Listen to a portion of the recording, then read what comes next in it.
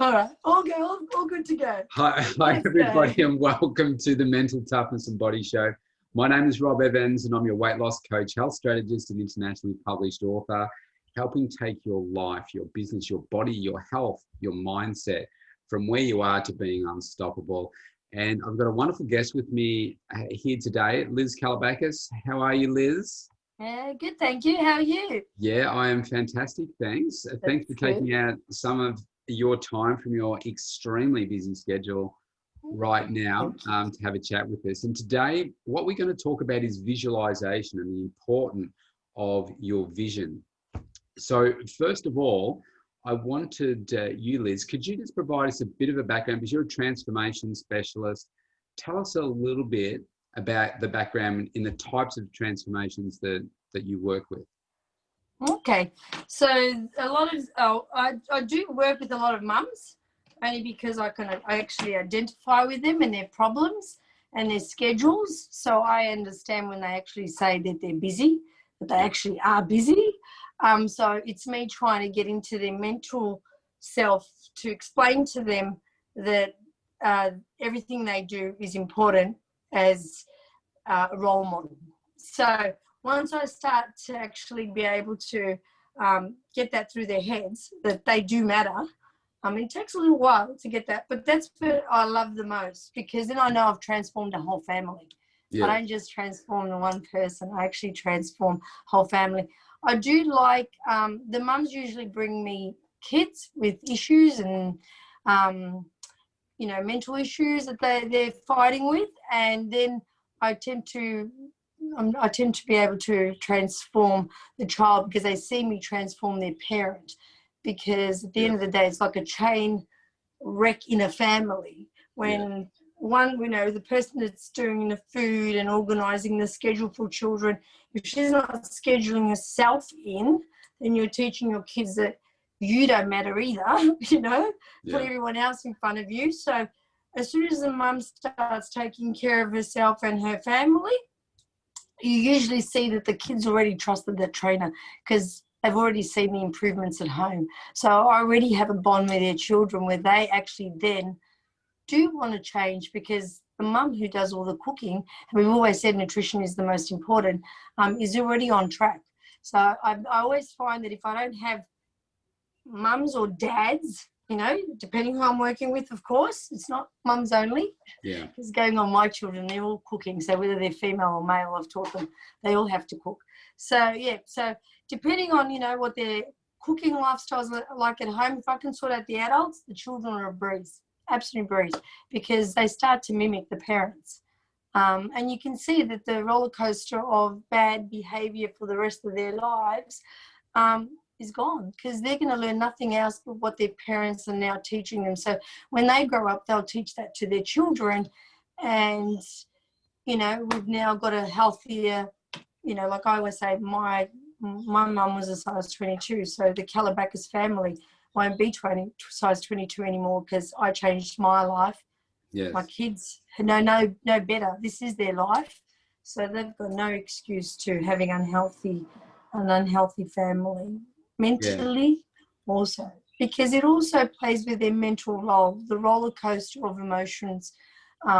With eating bad food, you've got depression, the roller coasters of going down, they've got no energy to get up in the morning. So you've got the depression going on with children, they feel down, they don't know what they're feeling. But as soon as they start eating healthy, they've got more energy, they'll get up with a little bit of more, maybe I can do this. So I always say the parents are the first people you've got to hear. I've got a story about, it's a gorgeous story. It's a child that wasn't, going to school, and the principal, was picking up the child to take it to school. And eventually the principal herself introduced me to the mother and son. And I said to the principal, although I did go to the school to try to change all the kids' eating behaviours, it didn't help at all. Changing, because I couldn't get to the parent about that. She actually made this child's parent join my community. Now I was able to change her life, and he was changing with that too, because I was working on the mother, because I knew that's what I had to do, hone into the parents. Yeah, yeah, well said. So, yeah, so we've had children with depression. We've had mums, you know, that don't find themselves important enough. You know, people with just busy lifestyles not really knowing how to manage it. I love teaching them how you can manage. Yeah. You can do it. Yeah, I certainly see that as well. I mean, most of the leader of the household is a woman. I don't care what anyone says. The woman is the one that sets the tone of the house. The woman is the one that we pretend we're not. We pretend we're not. Helps get everything done and helps it run more smoothly. Tell me, in the context of talking about vision, how important do you feel that visualization in, you know, what people want is in a body transformation and health transformation? Because it's not just about you, it's about your inner health as well as your outer health. Okay. Look, for me, it's really, really important.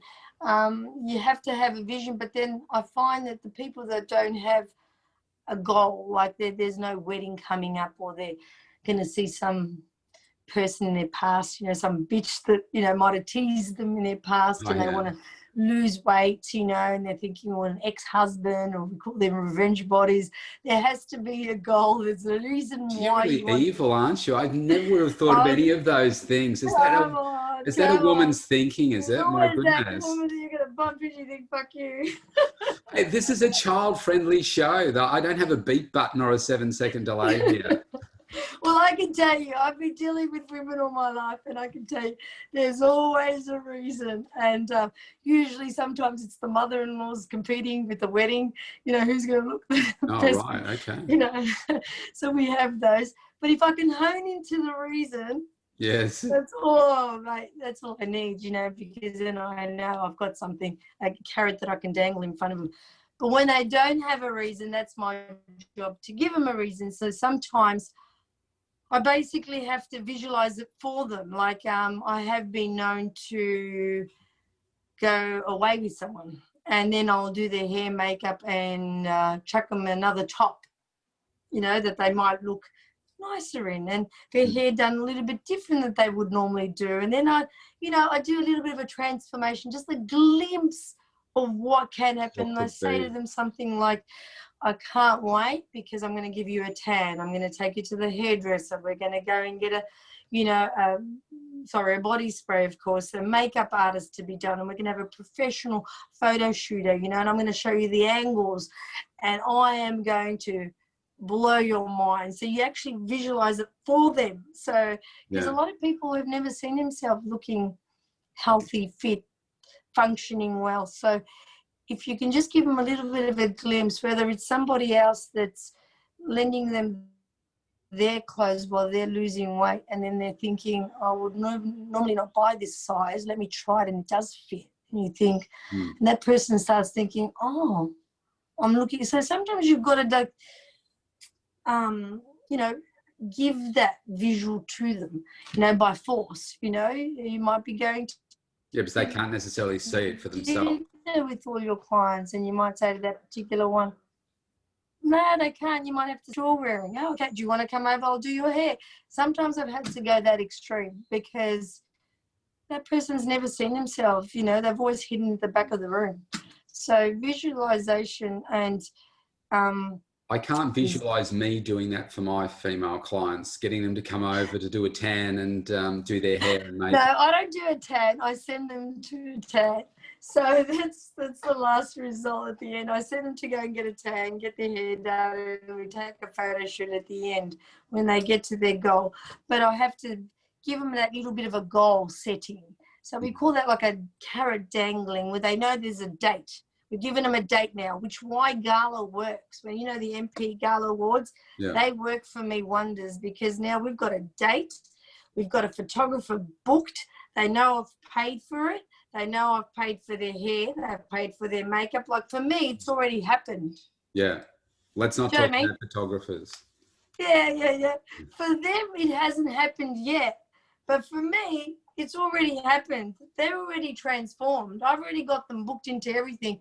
So get how I'm set a vision for themselves. Yeah.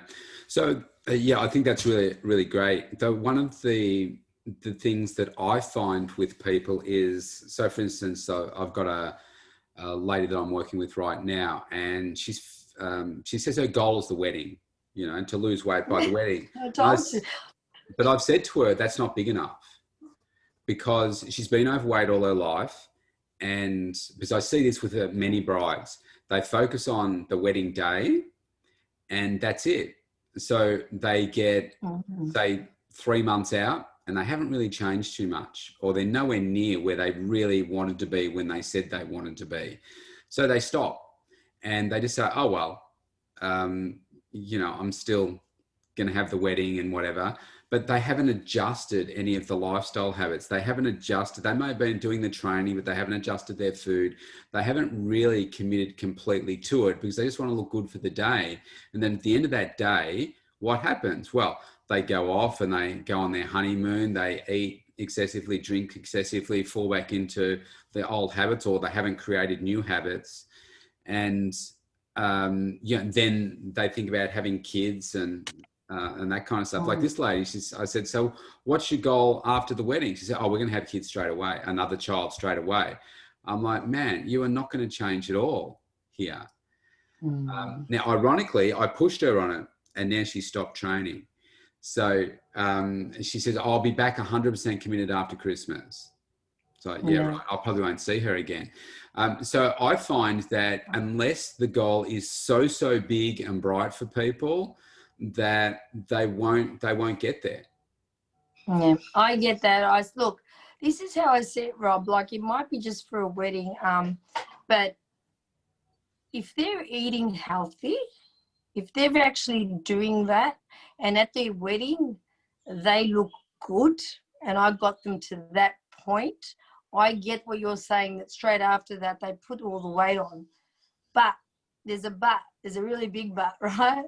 That now you've got a picture, they've got a picture, they've got this picture that they would never really had in the beginning of their transformation.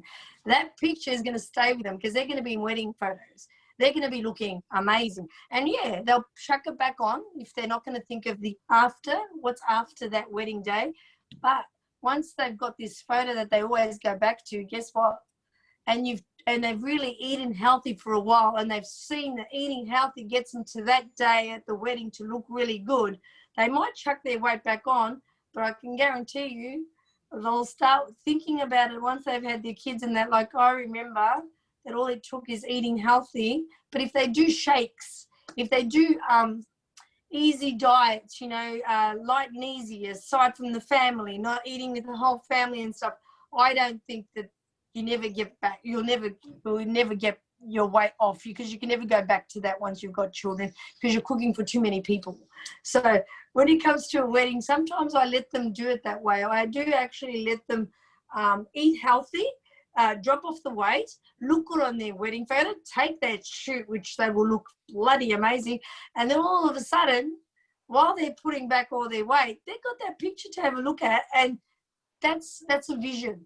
That's a vision they never had before. So at least now they've got a visualization. They've got something, like you said, visualizing it.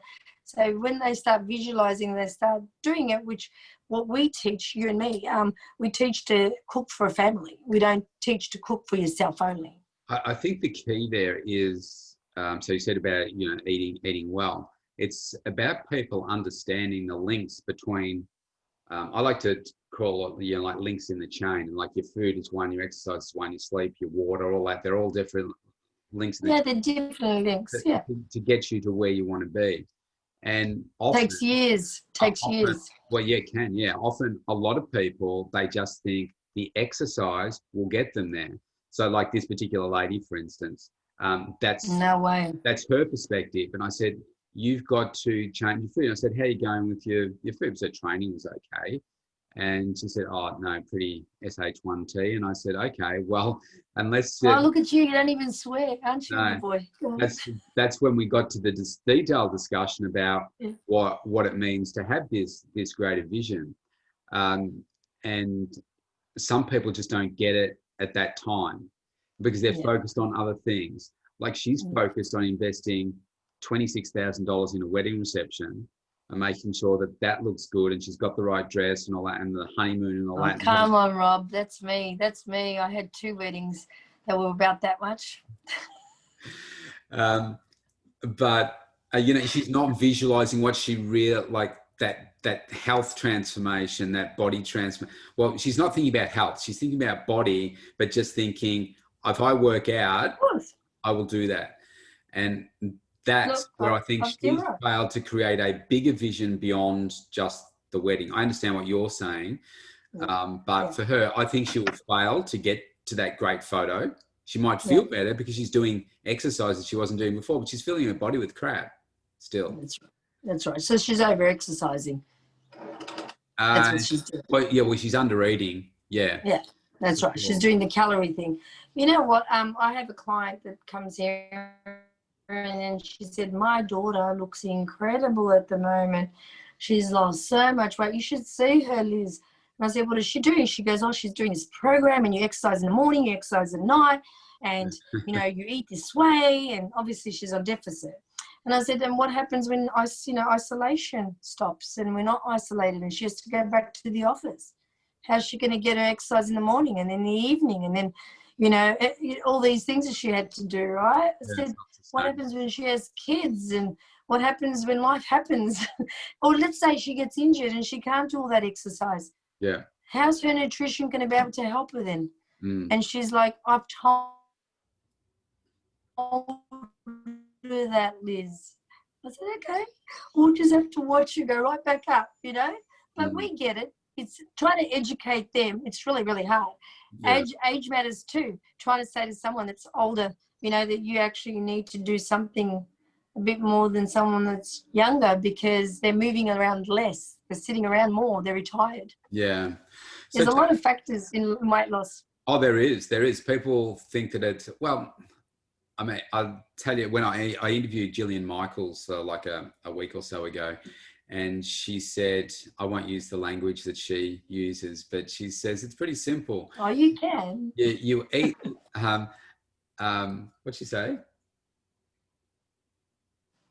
Oh gosh, now I've messed it up. Where we were having a discussion about it. I think she said, eat less, move more, and don't hang out with a-holes. I said, yeah, that's pretty good. That's pretty accurate. Eat less. I reckon we eat pretty well, though. I don't eat less. I eat well. I eat an enormous number. Enormous amount of food. I eat enormous number. I don't eat generalization. Like, you know, it's a generalization. Eat more of the great things, not, you know. Yeah, deficit. I don't go on deficit because then you feel shit. So you're not going to feel the way you want to look. Do you know what I mean? If you eat less, you're not going to feel that good. You actually have to eat more of good stuff. Yeah, that's right. That's right. Yeah, that's so tell me, why do you think, like, if you look globally, or in the US, here in Australia, like the US, 71.6% overweight or obese. Here it's about 67%. Why do you think people fail to create a vision for themselves when it comes to their health and fitness? Why do I feel that? Okay. I think most people don't finish what they start. Like, everybody always just starts new things. I don't know why that is. Everyone just always starts something, but it's like, you know, going to uni, you know, you visualize that certificate at the end, and you pay big bucks for it, $80,000 sometimes, and there's a visualization there. I think that there's more people don't finish what they start. There's more people that haven't got that thing of personality, like type A personality, where, you know, they're regimented, they're time managers, they know that hard work pays. And there's more people that find excuses for themselves and I call it the monster within with my clients. I always talk about the monster within. They always listen to their monster. Yeah. It's a storyteller. It's the stories they tell themselves, Rob, you know? That's right. You know, it's because the instructor did this, or the teacher, like my children, example, best example ever. My kids, right? I hope they never listen to this. Anyway, I've got a child that gets along with every teacher, every person, everyone. She's more like me, to be honest. But I've got a child, actually I've got two children. One, teacher's fault, principal's fault, computer didn't work, this didn't work. It's just frustrating, right? But then I don't allow him to let the monster talk to him. I always say, let me guess. It was so I get there before he tells me the excuse. Yeah. So he knows that I know he's a storyteller. Yeah. And now if I can plant that seed in his head from a young age, he's more likely to get rid of that monster because I get rid of it for him because I'm the mother. You know what I mean? But I've got the right to because I don't allow myself with excuses. I don't have excuses. I get the job done. Whatever I say, they all laugh at me, my kids. Oh, all right, but I get it done. So they can't use me as, yeah, right, look at you. So they can't say that to me. So I'm a pretty good person to be able to say, it's the stories you're telling yourself, love. Is it working for you? What's the outcome? So I get him to understand what he's doing to himself. But I believe that that's what people are doing. I think the majority of people, I can see it all the time. I mean, I'm out and I see everybody with storytelling. They might have kids and they might be at McDonald's and they're having shit. I can see the stories they're telling themselves. This is easy. Kids are going to have fun. They're all going to enjoy themselves. They're going to love us today. They're going to be so happy. But why not give them, the other thing? Go and exercise. Don't give them McDonald's. Give them something healthy. Interact and have a good relationship with your children rather than, depending on food for happiness. Do you know what I'm saying? So I hope I'm making sense to you, but I just believe that most people are storytellers and no one, and the ones that I've always said it to you, successful people do what others don't want to do. I've always said that saying. So that's what gets me always going. So every time I don't feel like something, that's the saying I use for my children, for me, for my clients, and I keep reinforcing that in their heads because most of them are becoming really successful with that saying. So the young ones that have joined me, now that they're, designers or they finish their diplomas, they say that saying got me through the whole time. But saying that, they rocked up for their training. There were time managers. Do you know what I mean? I saw which ones were going to be successful. I could see it through the way when you're important and you start up early and it's hard to get up early and you're doing all that and you're doing whatever is hard, you're going to get rewarded. And I can see which ones are going to achieve in life and which ones are going to just tell them stories. Unfortunately, I think a lot of people see stories all their life. Yeah, sorry, we've got a bit of a lag in your internet there. What I see is I think people think that whatever it is that they want is going to be really easy. So like the stories that people tell themselves, like right through life, whether it's schoolwork from child's age, uni work, whether it's a body transformation. All I need to do is work out for a bit and then that will be okay because I saw this thing where this person lost, X number of kilos in this amount of time. So I'm going to do that as well. Whether it's business and, I'm just going to do this because I saw this ad on YouTube and they just sit at home in their undies, doing this stuff. So I'm going to make $10,000 a day doing that as well, without realizing exactly what needs to go into it. So I'm just conscious of your time here too, Liz. If I can say, sorry, Rob, just interrupt you. I heard something was really good the other day. It was basically, who do you look up to? And you need to look up to yourself. Mm-hmm. So basically, every 5 years when someone asks me, who are you looking up to? I always say myself because I really like the growth I'm going every 5 years. It might not be as fast as I want to, but it's doing it. And there's always setbacks. That's what I mean. You always think you're going to get there a little bit faster than where you want to, but I'm getting there. I'm nowhere close to where I was last year, nowhere close to where I was the year before. Do you know what I mean? As long as I'm climbing up in some way, I'm feeling good, I'm feeling more functional, I'm having better eating habits, I'm you know what I'm saying? So, yeah, look up to yourself. Every 10 years, look into, say, yeah, look up to myself. Well, that is if you keep on growing, though, isn't it? Because you'd be going the other way and you don't really want to look up to that person, but you want to, I think, always aspire to be that greater version of yourself, don't you? Which is what you're doing. Yeah, that's right. Always. So I want to run a couple of scenarios by you.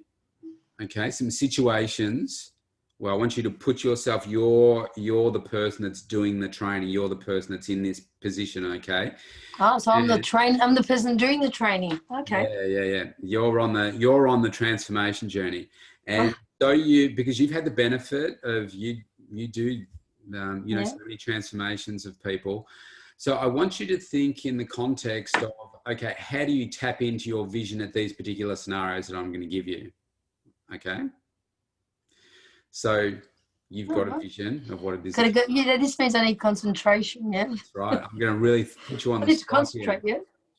Yeah? Okay. Okay. So I'll start off easy. So you're starting on a weight loss journey. Okay. Let's say you've got to lose, you want to lose 10 kilos. Okay. How do you tap into that vision? For me, I would actually book myself. I need to book myself into something that I know is going to expose me, because that's how I am. So I would need I could take that in many different ways. Give me a specific example, like book in for a photo shoot in a bikini or something, because that's going to expose. Like my weight. In how long? 12 weeks, you said? No, just 10 kilos. So I didn't say how long. No, 10 kilos. Okay, 10 kilos isn't much. 10 kilos is pretty much, yeah. I'd give myself a time slot, definitely. So come on, give me specifics then. It's you. No, yeah, that's me. I would book myself into a photo shoot, spray tan, hair appointment. No. How far away? A year. Okay. I think that's good. I can do that. Definitely. I could do it earlier. I could do it earlier than a year. But a year is good. A year is nice. It's like a kilo a month, which is piss all, a week, You're really not getting the concept that this is a family-friendly show, are you? All right, next question. Let's park that one. So you're, okay, well, let's use Christmas as the example. We're getting into close to Christmas. In Victoria here, we're opening up again. And I've just Can you see me? Can you see me? I've just lost your picture. What, are you getting a phone call or something? Yeah, unfortunately. Sorry. Hopefully they won't try again. Go on. So we're getting to dine out with people and Christmas is coming up. So you're on your goal, okay? You know what it is that you want to achieve. And you're confronted with all these food choices, okay? Now you're about to dive into potentially these things that aren't going to support your journey. So in that moment, what do you say to yourself? How do you tap into that vision to stop doing that? Okay, so basically I would say to myself that, okay, when I made my decision to lose weight, I would know that involves me salads and vegetables, right?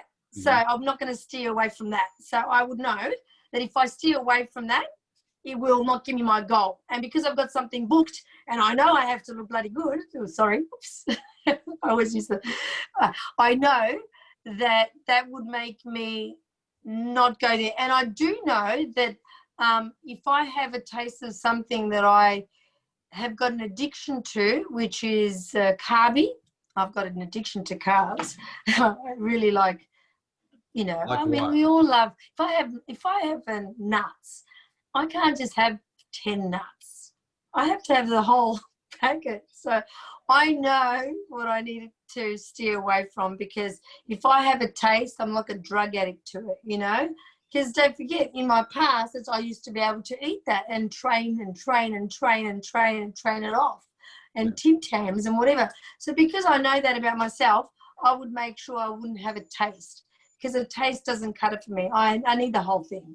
Yeah. That's who I am. I'm all that or nothing at all. So I know that about my personality. So I'm not going to have a taste just to see. Why would I tease myself? And the other one is, you know how people say, have a taste of this.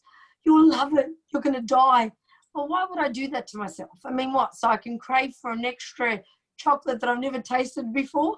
I've got my cravings anyway for my Tim Tams and my other stuff that I used to in gay times that I haven't had for years. Yeah. I don't need new cravings. Yeah. So whenever someone says to me, have a taste, you're going to die, I say, look, I don't need a new craving. Yeah, but thanks anyway. Yeah. Thanks anyway. There you go. All right, nice. Now, I need a bit of an explanation for those watching in other countries over the other side of the world what a Tim Tam is. A Tim Tam is like a chocolate coat. I think they're invented in Australia. They're what, like 2 layers of chocolate biscuit with chocolate in between and coated in more chocolate. Yeah. And about I remember having those. I used to have the whole packet. I think there's 12 in a packet. Honestly, I did. And then I used to go on a bike and ride and ride and ride and ride. That's like your whole day's calories in that packet of Tim Tams. All right, next case. You're lying in bed and you know you've got to get up and go do your exercise because this is the only time that you've got to exercise through the day. But you're not motivated. You just want to roll over and go back to sleep. How do you tap into that vision to get your butt moving?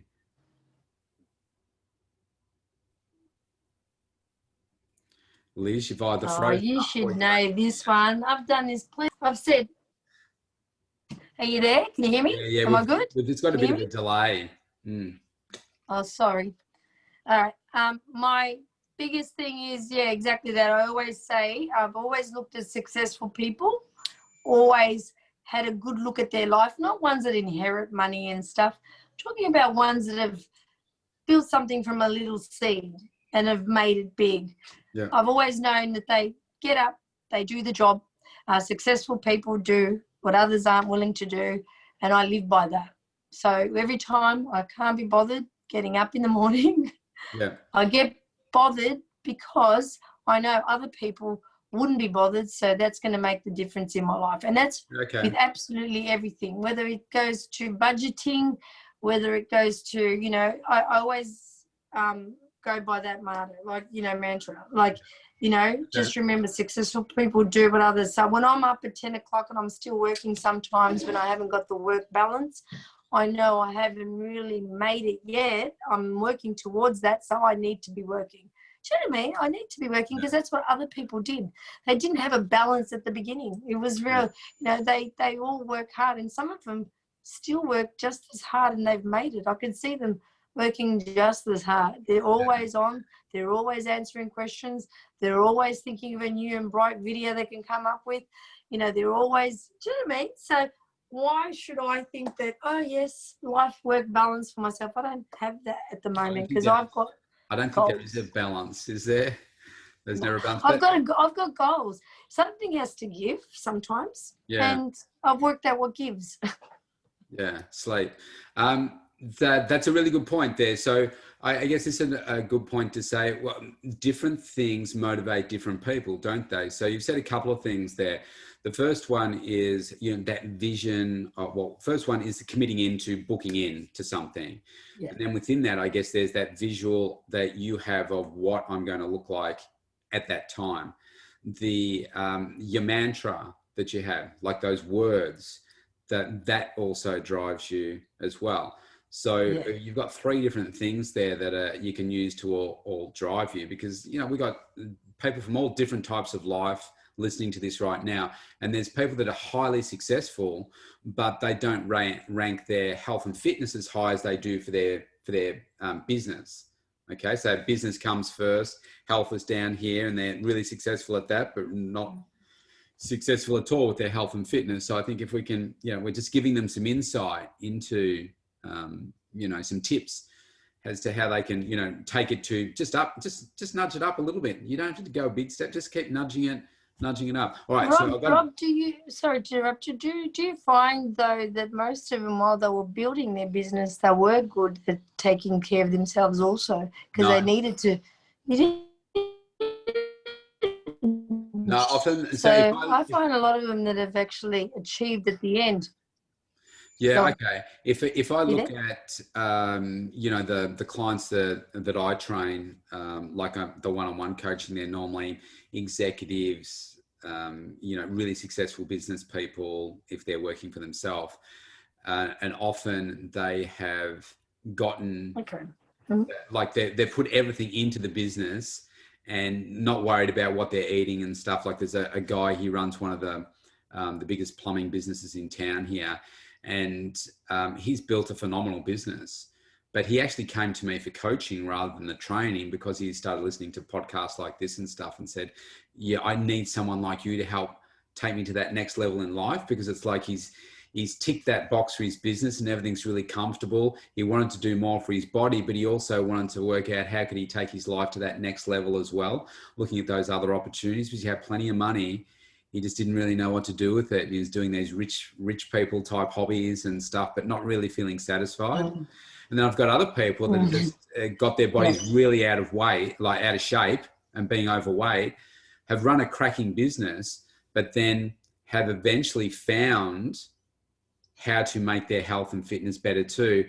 And Yeah. then they take their business on that journey as well. Which works beautifully. Yeah, well, that's why I love what we do, because I say, if you can transform your health and your body, you can do anything. You become unstoppable.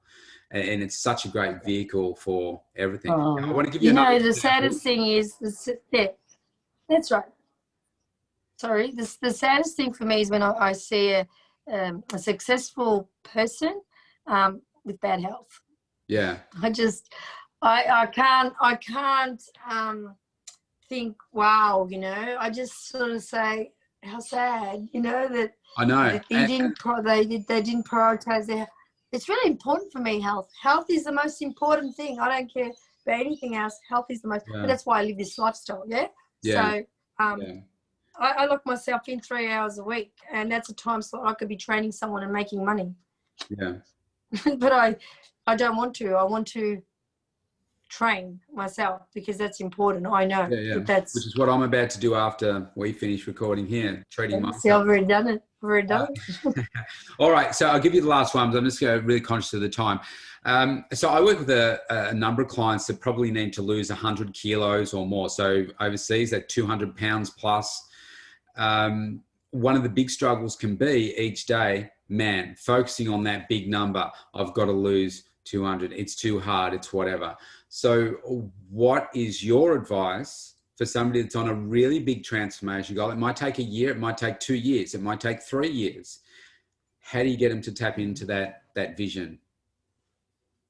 Well, what you can do is just grab another 25 kilos of dumbbells, get them to walk down the street with that, and let them know that if they can't see themselves, you know, doing something right now, that the way they come back to you after they've walked up the street with an extra 25 or 30 kilos on their back is going to be how they're going to be living, like from the minute they wake up. So I sort of visualize for them what they're going to be coping with if they don't do something right now, because as they get older, they lose muscle. As they lose muscle, it actually gets harder. Yeah. As they get older and they lose muscle, they put on more weight. So they need to feel. So maybe getting them to actually feel what 25 kilos more will feel like. And then, you know, every time they lose 10 kilos, make them lift that 10 kilos, walk up and down the street and say, that's what you lost, that feeling that you just felt right now. Yeah. That's your body relieved of 10 kilos. Yeah. So they can actually feel the relief that they're feeling. And mind you, you know, also bringing up the knees, the hips, the joints, the functional pain. Everything, you know, just the functional pain and those things also, you know. But again, you know, they have to feel full. They have to keep eating a lot. They can't just eat less, and, you know, they have to, because they've obviously been eating a lot for a long time, unless it's medication that's there. But either which way, that's how I visualize for them, because they can't see it. So I make them see it. Yeah. And mind you, you know, once I've done a lot of once you've had a lot of transformations behind you, they just look on the board when they're training. They look at other people that look like them. Yeah. Yeah, It makes a difference. that's what I find. Yeah. Yeah, but I don't shock them. I won't book them in for a transformation and say, okay, I'm booking in for the next 12 months. You're going to have a picture. I won't do that to them. It's, you need to pick who you're going to do that with. Yeah. With these ones, it's just about putting a tape around their waist. That's our first goal. Whoa, it's nearly there, Mm. That's the first goal, trying to get tape around them. Yeah. So sometimes, it's just giving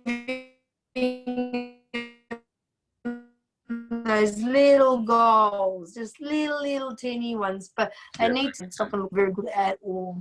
Yeah.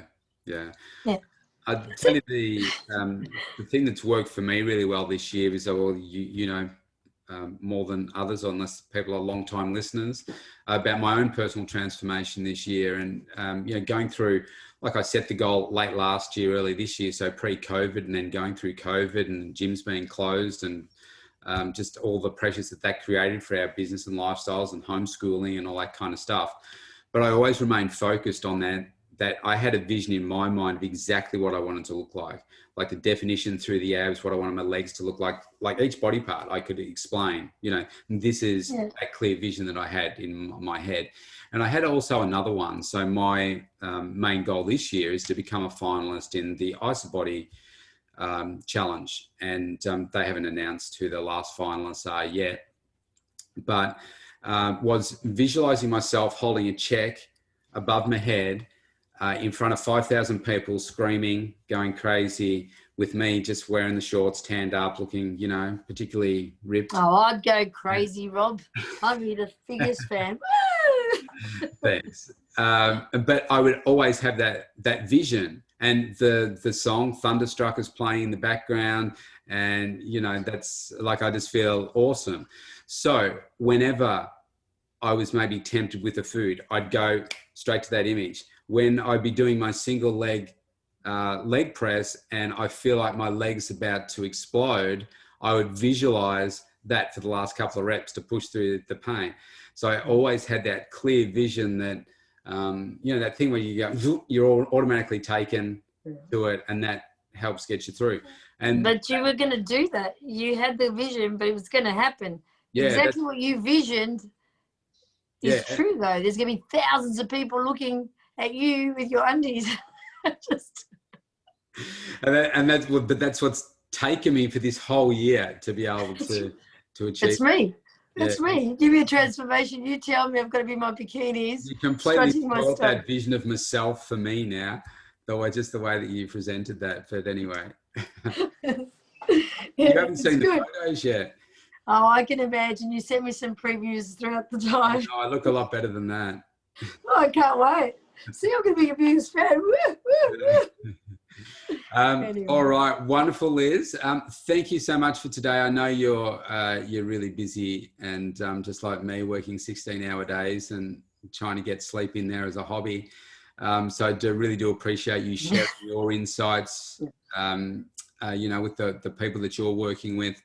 And hopefully the people that are listening to this have really taken some valuable insights into how important this is. I mean, my first chapter of my book is all around this, because I believe it's the one thing that people just don't get. Yeah, take the food and all that away from it. If you don't have this right, you're not going to do the other stuff. No, you have got to have that end vision, and you're going to live it. Like, you've got to pretend you're already there. And my belief is not, like me becoming like you or for you to become like me. It's about becoming the best version of yourself at your age. And that's right. Like I want to and stay in the top 1% of health for my age group. I love it. That's me. Yeah. I'm the same. And that's all you can do. You don't have to be the next, bodybuilder or the next whatever. Be the next best version of you at your age and aim for that. That's it. I've always said, I want to walk in, like, this might be a little bit, I tell my clients straight up, I want to walk in a room and get noticed that, God, she looks fit, for her age. How old is she? It's okay to say sexy. You were going to say sexy then. No, it was going to be fit. I'll tell you that, it was going to be fit. Sexy's just part of it, Rob. That just oozes off me. All right, okay, of course. No, you know, when you're fit, you look sexy. That's how you are, you know. And I like to walk in a room and be noticed for, you know, being healthy, because at 53 years old, it's rare. It's not often. But saying that, I do surround myself with a lot of healthy people. Yeah, that's right. Because It's you're hanging out with. That's a whole other conversation, isn't it? yeah, it is. That's another conversation for another time, hey? Because I found that the people that hang out with me have all lost weight and have all made transformations. Yeah.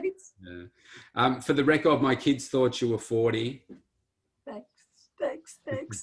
Hey, I'm going to look even younger next year. How's that? Thanks for your time here today, Liz. And we're well, we've spoken about having a regular spot here, so we'll look forward to our next discussion. Yeah, thanks, Rob. See ya. Thanks. Bye.